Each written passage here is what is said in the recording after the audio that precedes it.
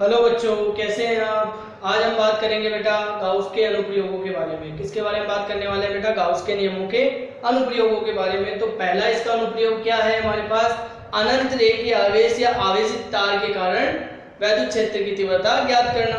ठीक है, तो गाउस का नियम पढ़ा था हमने। तो गाउस के नियम में क्या था? सबसे पहले हम गाउस के नियम की बात कर लेते हैं। दोबारा आपको रिपीट करा देता हूँ।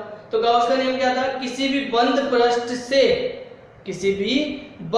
पृष्ठ से निर्गत जो वैद्युत फ्लक्स था, उस बंद पृष्ठ में आवेश का 1/ε0 गुना होता था। क्लियर? तो ये था हमारे पास गाउस का नियम। यानी हमारे पास गाउस के नियम के लिए सबसे पहली जो इंपॉर्टेंट कंडीशन है वो क्या है? बंद पृष्ठ होना चाहिए। जो भी आप ले रहे हो, जिसके लिए भी आप वैद्युत क्षेत्र की तीव्रता ज्ञात करेंगे, उसके लिए आप क्या कल्पना करेंगे? एक वैद्युत बंद पृष्ठ की, यानी उसके लिए एक बंद पृष्ठ की क्या करते हैं आप? कल्पना करते हैं। उसके बाद हम बात करेंगे पहला जो हमारा पास अनुप्रयोग है वो है हमारे पास क्या बेटा? अनंत रेखीय आवेश के कारण तीव्रता ज्ञात करना। ठीक है, तो अनंत रेखीय आवेश, अनंत रेखीय यानी एक रेखा पर। ठीक है, मान लो ये क्या है? आपके पास एक तार है, आवेशित तार है। ये अनंत लंबाई तक, इसको इधर खींच दिया, इसको इधर खींच दिया। ठीक है, और इसके ऊपर क्या कर दिया? आवेश का वितरण कर दिया। तो इसके कारण हमें क्या करना है? वैद्युत क्षेत्र की तीव्रता ज्ञात करनी है। यानी ये आपके पास क्या है? अनंत आवेशित तार है। इसके कारण, ठीक है, इधर है इंफिनिटी, इधर भी इंफिनिटी ले लिया आपने। क्लियर? तो इसके कारण आपको क्या करना है? वैद्युत क्षेत्र की तीव्रता ज्ञात करनी है। तो इस तार के मध्य बिंदु, इस तार के ऊपर एक मध्य बिंदु ले लिया O। ठीक है, इस O बिंदु से R दूरी पर एक बिंदु लिया बेटा क्या? P। इस बिंदु पर आपको वैद्युत क्षेत्र की तीव्रता ज्ञात करनी है। ठीक है, तो इसके लिए आप क्या करोगे? सबसे पहले तो आपको तीव्रता की दिशा पता होनी चाहिए कि वैद्युत क्षेत्र की दिशा किधर होगी। जो परिणामी दिशा होगी वैद्युत क्षेत्र की, वो किधर होगी? इस बिंदु पर। तो इसके लिए आप क्या करते हैं? सबसे पहले इस O बिंदु से, ये जो O बिंदु लिया है मध्य बिंदु, इससे L लंबाई की, यानी इस O बिंदु से L लंबाई पर, यानी L दूरी पर दो अल्पांशों की कल्पना करते हैं। ठीक है, यानी समान दूरी पर, ये दोनों की दूरी क्या है? समान है। तो दो अल्पांशों की आपने क्या कर दी? कल्पना कर दी। इन अल्पांशों के कारण इस बिंदु पर, यानी प्लस आवेश है, प्लस आवेश के कारण वैद्युत क्षेत्र कहाँ होता है? बाहर की तरफ। तो इस dl के कारण वैद्युत क्षेत्र की तीव्रता बिंदु P पर किधर होगी? इधर की तरफ, जिसको मैंने मान लिया D। इसके कारण इधर होगी बेटा, इधर, जिसको मैंने मान लिया D। क्लियर? तो बेटा एक चीज बताइए, ये दोनों समान दूरी पे हैं, ये दोनों आपने क्या लिया है? समान लिया है। तो बेटा जो यहाँ पे जो थीटा होगा वो भी थीटा यहीं पे होगा, यानी दोनों का थीटा क्या होगा? सेम। तो बेटा यहाँ पे इस DE और इस DE के क्या कर लो आप? परिणामी वैद्युत क्षेत्र की तीव्रता ज्ञात कर लो। तो इसके लिए क्या करोगे? DE और DE को घटकों में वियोजित कर दो। किसमें वियोजित कर दोगे? घटकों में वियोजित कर दो। तो घटकों में वियोजित करोगे तो क्या आएगा आपके पास? तो घटकों में वियोजित करो। तो यहाँ पे आप इसको जब घटकों में वियोजित करते हैं तो एक तो आता है ऊर्ध्वाधर घटक और एक आता है क्षैतिज घटक। तो क्षैतिज घटक तो इधर आ जाएंगे, तो वो तो आ जाएंगे DE cos थीटा, और ये भी DE cos थीटा। और जो हमारे पास ऊर्ध्वाधर घटक है वो किधर आ जाएंगे? ऊपर की तरफ, जो कि क्या हो जाएंगे? DE sin थीटा, और इधर भी क्या हो जाएगा? DE। अब बेटा आपने घटक निकालना 11th में सीखा था कि जिसके साथ थीटा बना हो वो तो आता है cos में, और जिसके साथ थीटा नहीं बना होता है वो किस में आता है? sin theta. अब एक चीज देख रहे हो आप बेटा कि DE sin थीटा और TE sin थीटा एक दूसरे के क्या है? विपरीत है। ठीक है, यानी ये जो ऊर्ध्वाधर घटक हैं वो परिमाण में तो समान है। किसमें समान है? परिमाण में DE sin थीटा व DE sin थीटा परिमाण में समान, परंतु दिशा में विपरीत है। ठीक है, बट हमारे पास DE cos थीटा भी तो है। अब वो क्या है बेटा आपके पास? DE cos थीटा परिमाण में समान, परंतु दिशा में समान है। इसलिए बिंदु P पर वैद्युत क्षेत्र की दिशा पृष्ठ के लंबवत बाहर की ओर यानी ओपी दिशा में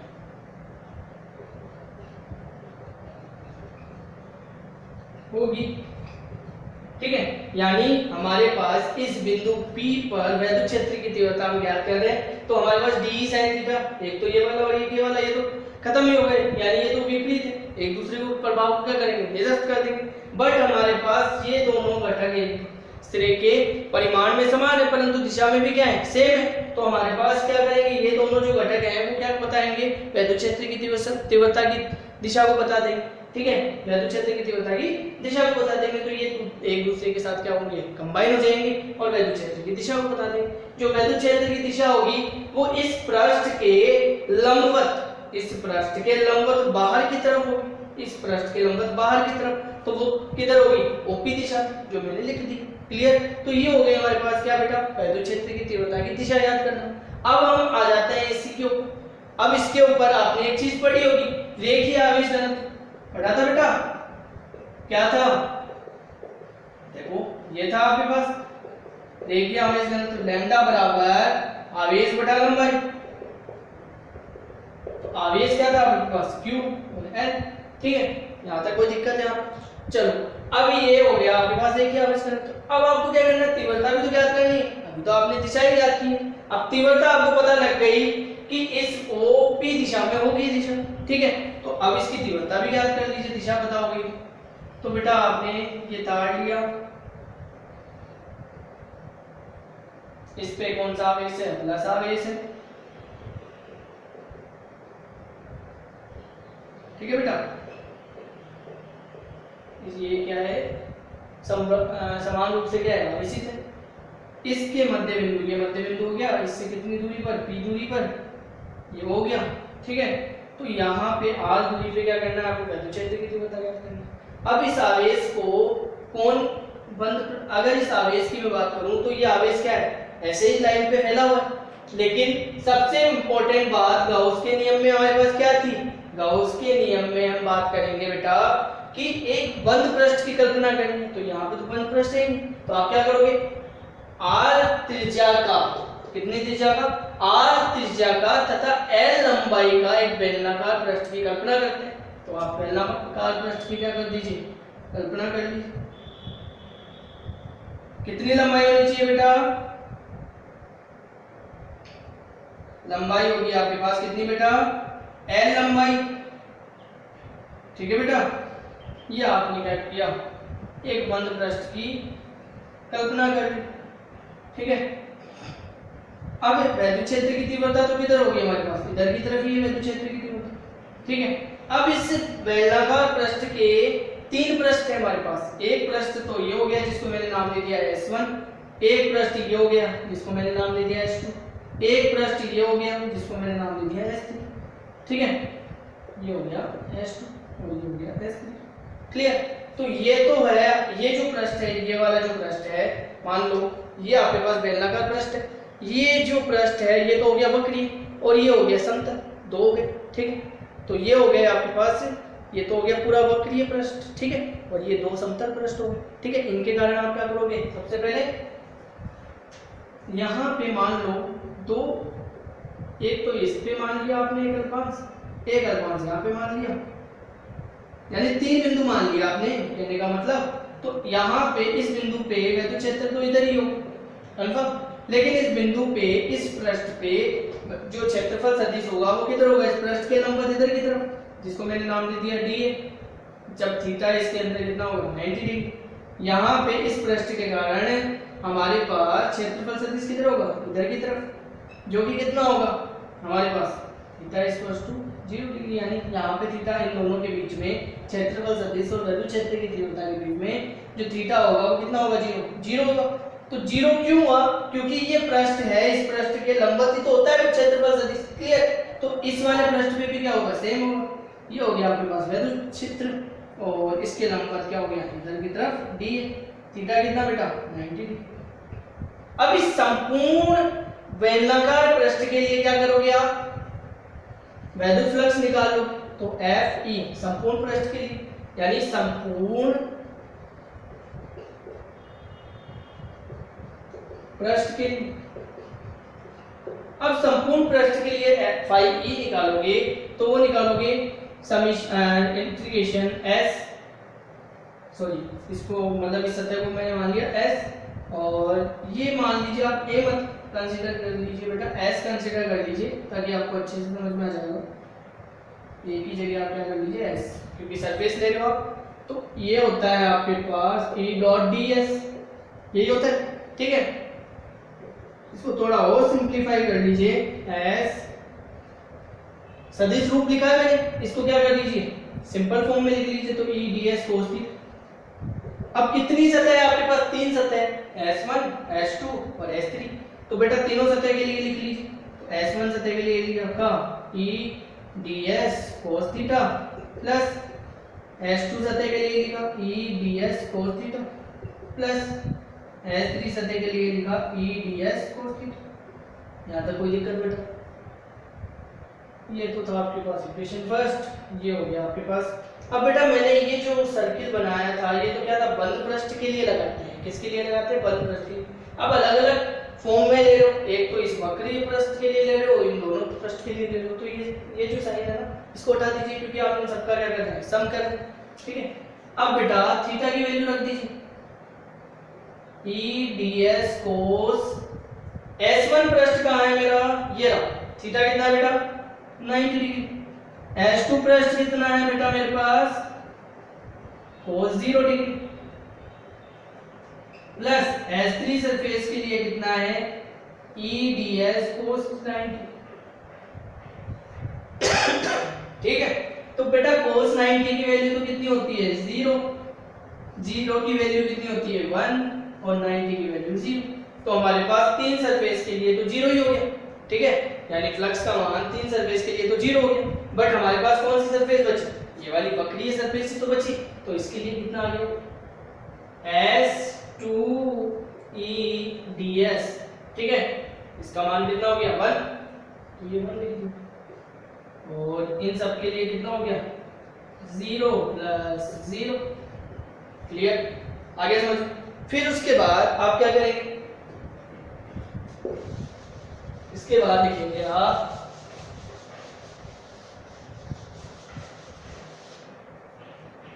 देखिए बेटा, ये हो गया हमारे पास 0 प्लस बेटा E क्या है हमारे पास, वैद्युत क्षेत्र इसी दिशा में कांस्टेंट है, बाहर आ गया। वेरिएबल कौन सी है, ये वाली सतह। तो यहाँ पे भी ले सकते हो आप क्षेत्रफल सदिश, यहाँ पे भी ले सकते हो, यहाँ पे भी ले सकते हो।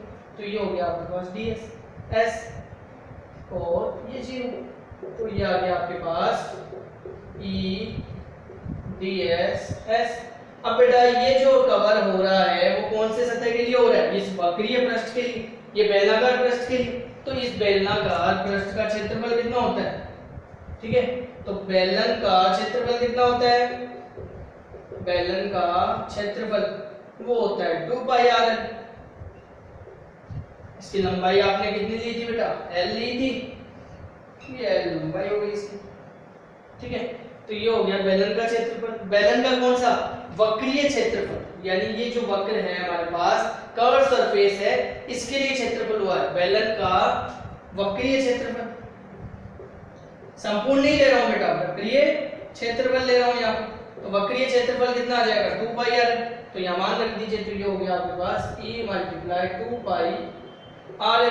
ये आ गया आपके पास फाई, इक्वेशन नंबर ये आ गया आपके पास सेकंड। क्लियर,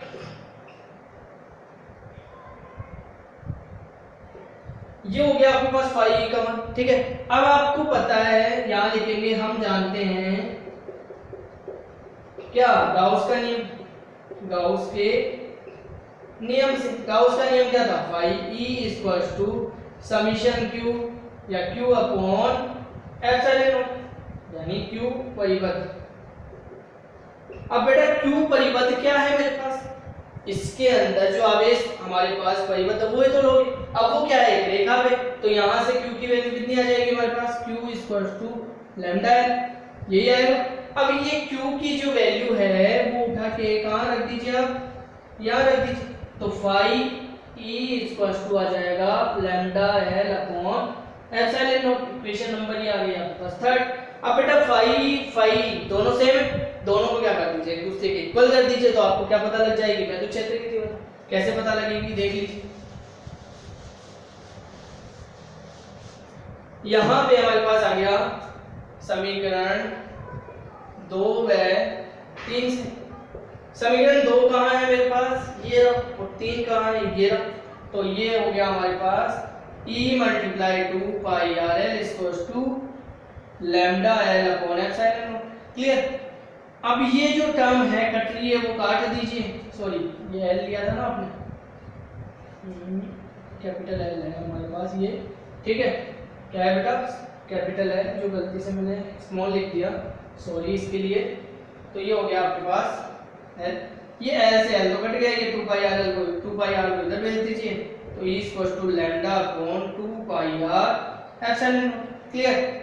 अब बेटा मैंने इसको ऊपर नीचे 2 से मल्टीप्लाई किया, तो 2 lambda upon 4 pi epsilon naught R. अब 1 अपॉन 4 पाई, यानी आपने ये पढ़ा था K equal to 4 pi epsilon naught पढ़ा था, तो यहाँ पे 1 अपॉन 4 पाई एप्सिलॉन नॉट है, तो यहाँ रख दीजिए, तो 2k लैम्डा अपॉन आर।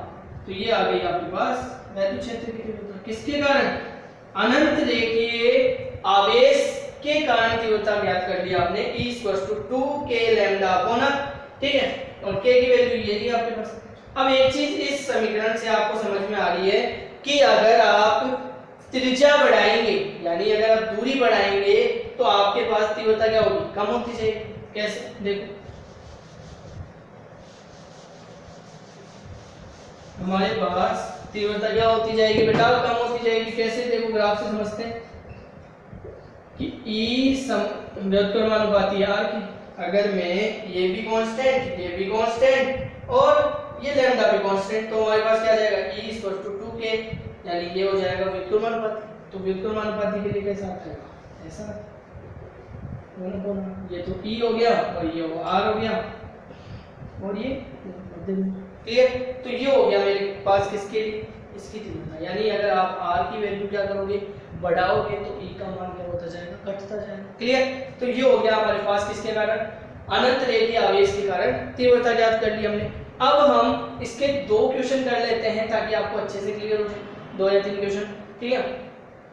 यानी हमें क्या करना है, इसके अलग अलग, मुझे ऐसा लगता है कि इसके अलग अलग अनुप्रयोगों के लिए अलग अलग वीडियो अपलोड करना पड़ेगा आपके लिए, तो ताकि आपको अच्छे से क्लियर हो जाए। अगर मैं इसका पूरा बड़ा वीडियो बना दूं, पूरे अनुप्रयोगों को एक साथ कंबाइन कर दूं, तो बहुत कॉम्प्लिकेटेड हो जाएगा, तो मैं अलग अलग वीडियो आपको यहाँ पे प्रोवाइड करवा दूंगा। तो पहले इसके कुछ न्यूमेरिकल है, उनके बारे में हम चर्चा कर लेते हैं। तो अनंत रेखीय आवेश के कारण हम एक न्यूमेरिकल करते हैं। देखो क्या था न्यूमेरिकल, क्या है न्यूमेरिकल,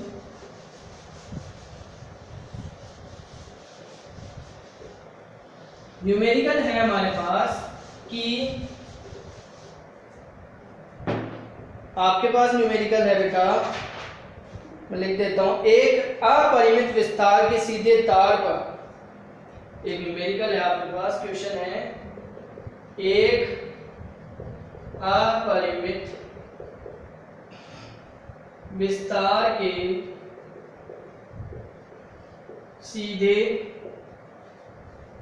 तार पर रेखीय आवेश घनत्व 2 माइक्रोकूलम पर मीटर है।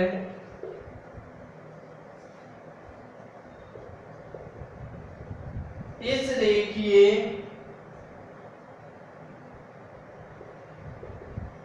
आवेश से वायु में 20 सेंटीमीटर दूरी पर स्थित बिंदु पर वैद्युत क्षेत्र की तीव्रता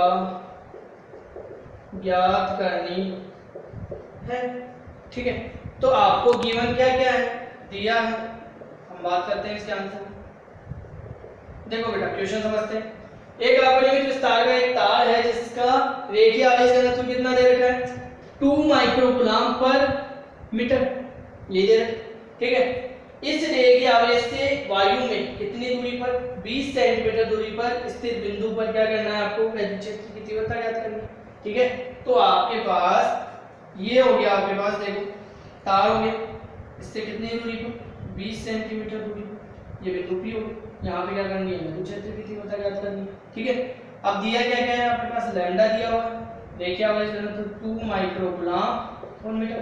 माइक्रो है तो इसको किस में बदल लोगे 10⁶ कूलम, माइक्रो यही होता है। ठीक है, फिर उसके बाद ये मीटर हो गया कूलम पर मीटर। ठीक है, तो ये हो गई हमारे पास क्या कूलम पर मीटर, ये तो हो गया हमारे पास लैम्डा।